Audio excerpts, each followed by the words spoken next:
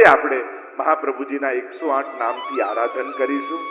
જે સર્વોત્તમ સ્તોત્રમાં ગુસાઈજી પ્રભુ ચરણને શ્રી મહાપ્રભુજીની કૃપાથી દિવ્ય અનુભૂતિ થઈ અને એક નામો શ્રી ગુસાઈજીની સન્મુખ પ્રગટ થયા અને 108 નામોનું દર્શન શ્રી ગુસાઈજીને થયું. એ નામો જે મહાપ્રભુજીનો પરિચય ગુસાઈજી આપણને સર્વોત્તમ સ્તોત્રના નામથી કરાવે. તો એના નામ દ્વારા હવે આરાધન થશે. ડાબા હાથમાં થોડા ચોખા લઈ લેજો, અક્ષત લઈ લેજો. અહીંયાથી એક નામ બોલાશે અને તમે 2 અક્ષત હાથમાં લઈ અને એક નામ સાથે શ્રી વલ્લભ શરણમ મમ એ નામનું, એ મંત્રનું ઉચ્ચારણ કરી અને અહીંયા પધરાવતા જજો મહાપ્રભુજીના ચરણારવિંદમાં. તો જે દિવ્ય અલૌકિક 108 નામ શ્રી મહાપ્રભુજીના સર્વોત્તમમાં વર્ણિત છે એ નામ દ્વારા હવે શ્રી મહાપ્રભુજીના બેઠકજીમાં આપણે આરાધન કરીશું. ભાવે રાખજો, એ બેઠકજીની સન્મુખ તમે છો, ત્યાં મહાપ્રભુજી વિરાજેલા છે અને તમે એ મહાપ્રભુજીને 108 નામ દ્વારા વંદન કરી રહ્યા છો. એવો ભાવ. આમાંથી એક નામ પણ કૃપા પ્રાપ્તિ માટે પૂરતું છે. તો આપણે તો 108 નામનું આરાધન કરવાના છે. નિશ્ચિત શ્રી મહાપ્રભુજીની કૃપાના આપણે સૌ અધિકારી થવાના છે. ખૂબ ભાવ અને ખૂબ શ્રદ્ધા સાથે આइए श्री वल्लभ का आराधन प्रारंभ करते हैं. गुसाई जी ना हृदय माथी आ 108 नाम श्री वल्लभ स्वरूपता प्रगट થયા. એના દ્વારા આપણે સૌ જે બેઠકજીના આપ મનોરથી છો એ સ્થળમાં બિરાજમાન શ્રી મહાપ્રભુજીને આપણે વંદન કર્યા. હવે આરાધનના ક્રમમાં આગળ તમારી પાસે આરતી છે અને શ્રી મહાપ્રભુજીની આરતી આપણે કરીશું. એ પૂર્વ જો તમારી પાસે ત્યાં અત્તર આપવામાં આવ્યું હોય તો હાથમાં અત્તર લઈ અને શ્રી મહાપ્રભુજીને શ્રીઅંગમાં અત્તર સમર્પિત કરજો. જે અંતરને કાપે એ જ અત્તર છે. પ્રભુ અને આપણી એક ગંધ થઈ જાય, એક સુગંધ થઈ જાય, એ જ તો સુગંધી છે, એ જ તો અત્તર છે. પ્રભુ સદાય જીવને સુગંધિત કરે છે અને પ્રભુને જ્યારે આપણે અત્તર ધરીએ છીએ એ પછી અત્તરની સુગંધ નથી રહેતી, એ પછી પ્રભુના શ્રીઅંગની ગંધ બની જાય છે. તો આપણી ને પ્રભુની એક ગંધ થઈ જાય, એક સુગંધ થઈ જાય. તો અત્તર સમર્પિત કરી અને સાક્ષાત શ્રી મહાપ્રભુજીના શ્રીઅંગ ઉપર આપણે અત્તર સમર્પિત કરતા હોઈએ એવા ભાવ સાથે જ શ્રી મહાપ્રભુજીના આ બેઠકજીને અત્તર સમર્પિત કરજો. ત્યારબાદ આરતી પ્રગટાવજો અને શ્રી મહાપ્રભુજીની આરતી કરીશું. ખૂબ ધ્યાન રાખજો, આજુબાજુ આસપાસ જ્યારે પણ આરતી પ્રગટાવો ત્યારે ક્યાંક આસપાસ સાવધાની રાખજો. તમારી આગળ જે બેઠા હોય એનું પણ ધ્યાન રાખજો, આજુબાજુ બેઠા હોય એનું ધ્યાન રાખજો. અને આરતી કર્યા બાદ તમે આરતીને બને તો હાથથી બુઝાવી દેજો, ફૂલથી બુઝાવી દેજો, જેથી ક્યાંક કોઈ બાળકો હોય કે એમને કોઈને સ્પર્શ ન થઈ જાય. થોડીક સાવધાની સાથે આપણે શ્રી મહાપ્રભુજીની આરતી કરીશું. શ્રી મહાપ્રભુજી એક રૂડો અવસર આપણને આ જીવનમાં એક લાભો આપ્યો છે. અહીંયા લંડનમાં બેઠા બેઠા 84 બિરાજમાન બેઠકજીઓની સેવા કરવાનો, આરતી કરવાનો. કદાચ આપણે એ બેઠકજીમાં એ સ્થળે હોઈએ તો આરતી કરવાનો લાભ કદાચ આપણને ન મળે, પણ અહીંયા આ ભાવાત્મક 84 બેઠકના ઉત્સવમાં આપણને આ સૌભાગ્ય શ્રી મહાપ્રભુજીની આરતી કરવાનું મળવા જઈ રહ્યું છે. ખૂબ ભાવ અને શ્રદ્ધા સાથે સાક્ષાત શ્રી મહાપ્રભુજી ચોતરાજીમાં બિરાજમાન છે અને આપણે ખૂબ ભાવથી મહાપ્રભુજીની આરતી કરી રહ્યા છીએ. તો સાવધાની પૂર્વક બધા પ્રગટાવી લો અને સાથે મળી અને આપણે આરતી કરીશું. બધા બેસીને જ કરજો, જેથી આજુબાજુ ક્યાંક સ્પર્શ ન થાય. થોડીક સાવધાની આપણે રાખીશું અને જ્યાં છો ત્યાંથી જ હાથમાં હવે આરતી લઈ મહાપ્રભુજીના સ્વરૂપનું ધ્યાન કરી 84 બેઠક ચરિત્ર કથાના પ્રધાન મનોરથી એવા અમારા જગદીશભાઈનો આખો પરિવાર, સર્વે મનોરથી ઉપસ્થિત સર્વે વલ્લભીજનો, આમંત્રિત જનો, એપ્રિલ મહિનાના એ સર્વોત્તમ વનના મનોરથ ની સુધી કરું, યાદ કરું, સાથે મળીને જે આનંદ કર્યો હતો. અને ત્યારબાદ 3 વર્ષનો અંતરાય લગભગ આ મનોરથને થઈ ગયો. 2-3 વર્ષ અગાઉ સંકલ્પિત હતો કે 84 બેઠકનો આ મનોરથ કરવો, 84 બેઠક ચરિત્ર ઉપર કથા અને ગાથા ગાવી. પણ વચમાં સમય થોડો એવો આવ્યો. પ્રભુના મનોરથો તો પ્રભુ ઈચ્છે ત્યારે જ થઈ શકે. આપણી વ્યવસ્થા, આપણું સામર્થ્ય, આપણા સંજોગ એ બધું જ ગૌણ છે.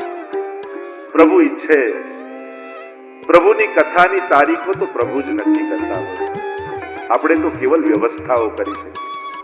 આપણે નક્કી ન કરી શકીએ, આપણે વ્યવસ્થા કરી. અને એક શુભ ઘડીઓ, એ વધાઈની ક્ષણો આજે આવી ચૂકી છે. થશે એ વાત ગઈ. હવે તો આપણે મનોરથમાં બેઠા છીએ, શ્રી વલ્લભની સન્મુખ બેઠા છીએ, 84 બેઠકના સાનિધ્યમાં બેઠા છીએ. 84 બેઠકની આ ચરિત્રની ગાથા બહુ અદ્ભુત છે, બહુ અલૌકિક છે. આપણે બેઠકજી તો કરવા જઈએ છીએ, ઝારી ભરીએ છીએ, ધોતી ઉપરણા કરીએ છીએ, પણ ત્યાં એ સ્થળ ઉપર મહાપ્રભુજીએ કોના ઉપર કઈ કૃપા કરી, કયા દૈવી જીવ ઉપર મહાપ્રભુજી વરસ્યા, એ વાંચવાનું કે સાંભળવાનું તો ભૂલી જ જઈએ છીએ. એ કૃપાની ભૂમિ છે. બેઠકજી એ કેવલ મહાપ્રભુજીની તપની કે જપની ભૂમિ નથી, એ દૈવી જીવ ઉપર કરેલી કૃપાની ભૂમિ છે. એક એક બેઠકજીમાં જઈને મહાપ્રભુજીની એ અહેતુકી કૃપા. ગુરુ જ્યારે વરસવા લાગે છે ત્યારે ક્યાં પાત્રને જુએ છે, કઈ રીતે શ્રી વલ્લભ વરસ્યા એ ભૂમિ ઉપર, કયા જીવ ઉપર, ખરેખર તો એનું અવગાહન કરવાની ભૂમિ હોય છે. 84 બેઠક એ મહાપ્રભુજીના પરિશ્રમ, જે દૈવી જીવ માટે મહાપ્રભુજીએ કર્યો, એના પ્રમાણ છે. મહાપ્રભુજીનું સર્વોત્તમ સ્તોત્રમાં નામ છે દૈવોદ્ધાર પ્રયત્નાત્મા. સતત દૈવી જીવોના ઉદ્ધાર માટે પ્રયત્નશીલ એવા શ્રી મહાપ્રભુજી છે. મહાપ્રભુજીનું જાગવું એ ભક્ત માટે છે, સૂવું એ ભક્ત માટે છે, ચાલવું એ ભક્ત માટે છે, જપવું એ ભક્ત માટે છે, ઉચ્ચરવું, વચનામૃત કરવા એ ભક્ત માટે છે. શ્રી વલ્લભની પ્રત્યેક ક્રિયા એમના દૈવી જીવો માટે છે. સતત દૈવોદ્ધાર પ્રયત્નાત્મા મહાપ્રભુજી છે. અંગ બંગ કલિંગ કૈકટ મગધ મારુ સુર સિંધ તે તામસને અઘર્યા પરતાપ પદલ જગત. વલ્લભાખ્યાનમાં ગોપાલદાસજી આ એક એક લીલાઓનું સ્મરણ કરે છે કે મહાપ્રભુજીએ કેટલો પરિશ્રમ કર્યો છે આપણા પર. મહાપ્રભુજીએ શું આપ્યું આપણને, કઈ રીતે મહાપ્રભુજી આપણા જીવનના સર્વથી અધિક, સૌથી મોટા ઉપકારી મહાપ્રભુજી બને.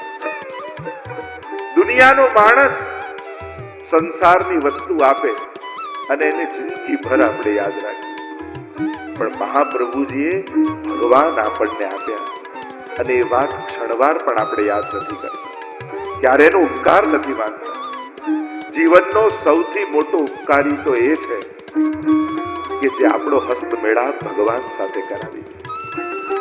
સંસાર આપનારા સંસારની સાથે ખતમ થઈ જશે, મળ્યું એ પણ ખતમ થઈ જશે, જેણે લીધું એ પણ ખતમ થઈ જશે, જેણે આપ્યું એ પણ રહેવાનો નથી. આ ઉપકારી જે ગુરુ છે, એ જે આપે છે એ શાશ્વત છે, આપનારો પણ શાશ્વત છે, અને લઈને આપણે શાશ્વત બની જઈએ છીએ. નશ્વર લીધું તો નશ્વર રહેશો, જેને શાશ્વત સ્વીકાર્યું એ બધા શાશ્વત થઈ ગયા. જુઓ ને, હજારો વર્ષ બાદ પણ એ જેને ભગવાનને જીવનમાં સ્વીકાર્યા છે, એ ભગવાન શાશ્વત થયા તો ભગવાનને સ્વીકારનારા પણ શાશ્વત બની ગયા. જીવવું એ કેવલ શરીરમાં ટકવું એ થોડી જીવન છે. કોઈની સ્મૃતિમાં જીવવું, કોઈના હૃદયમાં વસી જવું, કોઈની પ્રેરણામાં વસી જવું, એ પણ જીવન જ છે. આજે પણ કેટલા કેટલા મહાપુરુષો શરીરથી નથી, પણ આપણી પ્રેરણામાં છે, આપણી સ્મૃતિમાં છે. આજે પણ પ્રભુને ભોગ ધરતા હોઈએ ત્યારે મહાપ્રભુને યાદ કરીએ જ છે. આસુર વ્યામો લીલા કરી મહાપ્રભુજી તો આસુરી જીવો માટે, દૈવી જીવો માટે તો એ શાશ્વત છે. આપણે ત્યાં તો પ્રસંગ પણ આવે છે ને કે મહાપ્રભુજી જ્યારે કાશીમાં હનુમાન ઘાટ ઉપર નિત્ય લીલામાં પધારી રહ્યા છે, સોધામ પધારી. ત્યારે વૈષ્ણવ આવીને દંડવત કરીને પૂછે છે, જ્યારે આ પ્રગટ સ્વરૂપે આ ભૂતલ પર ન હો ત્યારે અમને આપનો અનુભવ કઈ રીતે થાય? અમે કઈ રીતે આપને મહેસૂસ કરીએ, અનુભૂત કરીએ? અને ત્યારે મહાપ્રભુજી આજ્ઞા કરે છે, આ છ સ્વરૂપે તો સદાય પ્રગટ રૂપે ભૂતલ પર રહી, અને આમાંથી કોઈ એક તત્વનો પણ આશ્રય કરશે તો એને સાક્ષાત મારો અનુભવ થશે.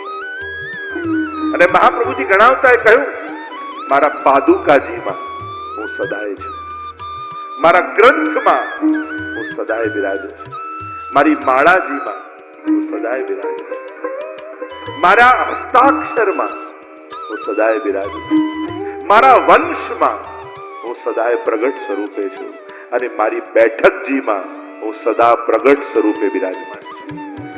આ શ્રી મહાપ્રભુજીના વચન. અને એટલે મહાપ્રભુજીની બેઠકજીમાં શ્રી મહાપ્રભુજી આજે પણ પ્રગટ સ્વરૂપે બિરાજે છે. જેને વચન ઉપર વિશ્વાસ ન હોય એને પછી કઈ વસ્તુમાં વિશ્વાસ આવે? એક વસ્તુ યાદ રાખો, પ્રભુ અને ગુરુ આ બંનેના વચન તમારી લોજિકમાં ન બેસતા હોય તોય વિશ્વાસ રાખજો. કારણ સમયાંતરે એ વચન પરનો વિશ્વાસ જે ચમત્કાર તમારા જીવનમાં કરશે એની કલ્પના આજે તમે કરી શકો એમ નથી.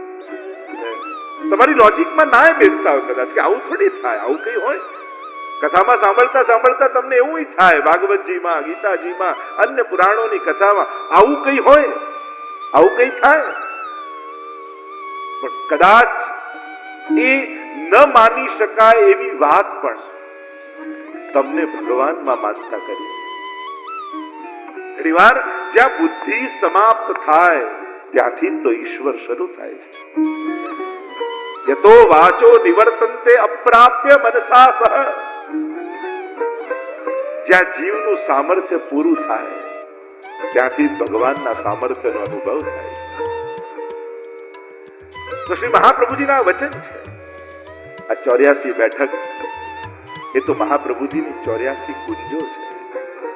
કારણ કે મહાપ્રભુજીનું એક સ્વરૂપ એ સ્વામીજીનું સ્વરૂપ છે. અને ભાવાત્મક ક્રમમાં એ પણ બતાવ્યું કે આ 84 બેઠક એ કેવલ બેઠક નથી, શ્રી વલ્લભની 84 કુંજો છે. જે વ્યાસજીના ચરિત્રમાં કે રચનાઓમાં 18 નો આંક બહુ મહત્વનો છે. 18 પુરાણ યા 18,000 શ્લોકો ભાગવતજીના, 18 મહાભારતના પર્વો હોય, 18 અક્ષોહિણી સેના હોય, ગીતાજીના 18 અધ્યાય હોય, વ્યાસજીના રચનાઓમાં 18 નો આંક બહુ મહત્વનો છે. એમ પુષ્ટિ માર્ગમાં મહાપ્રભુજીના ચરિત્રમાં 84 નો આંક બહુ મહત્વનો છે. મહાપ્રભુજીના 84 વૈષ્ણવ માનો, મહાપ્રભુજીની 84 બેઠક માનો, યા મહાપ્રભુજીને જે મંત્ર ઠાકોરજી આપ્યો એ બ્રહ્મ સંબંધ નો મંત્ર 84 અક્ષર. એવા અનેક 84. હમણાં એ 84 ની બહુ ચર્ચામાં હું જતો નથી, કારણ કે 84 લાખ યોનિમાંથી છોડાવનારું કોઈ તત્વ હોય તો એ મહાપ્રભુજીની આ 84 બેઠક છે. નક્કી આપણે એ કરવાનું કે 84 લાખ યોનિની યાત્રા કરવી છે કે 84 બેઠકની યાત્રા કરવી છે. કારણ કે 84 લાખ યોનિઓમાં ફરતો ફરતો જીવ આ જન્મમાં માણસ થયો. એમાં પણ શ્રી ઠાકોરજીની એવી કૃપા થઈ કે માનવ દેહ પણ એક વૈષ્ણવના ઘરમાં મળે. એવા પરિવારમાં જન્મ મળ્યો જ્યાં પ્રભુની ભક્તિ કરવાની બધી સુવિધા છે. સુચિનામ શ્રીમતાંગે, ગીતાજીના એ વચનોને યાદ કરું પ્રભુ. આપણું વૈષ્ણવ કુળમાં જન્મવું એ અકસ્માત નથી, ભગવાનનું આયોજન છે. પ્રભુએ ધારીને આપણને વૈષ્ણવ કુળમાં જન્મ આપ્યો છે. તમે વૈષ્ણવ કુળમાં આવ્યા નથી, ઠાકોરજીએ તમને મોકલ્યા છે. કારણ એને આ જન્મમાં તમને સ્વીકારી લેવા છે, પોતાના કરી લેવા છે, પોતાના બનાવી લેવા છે. એટલે ક્યારે એવું અકસ્માત ન માનતા કે હું ત્યાં હોત તો ત્યાં હોત, આજ આ ઘરમાં જન્મ્યો તો આ માનતો હોત. ના, તમે ગમે ત્યાં જન્મ્યા હોત તમે વૈષ્ણવ જ થાત, તમે પ્રભુને ભજનારા જ થાત.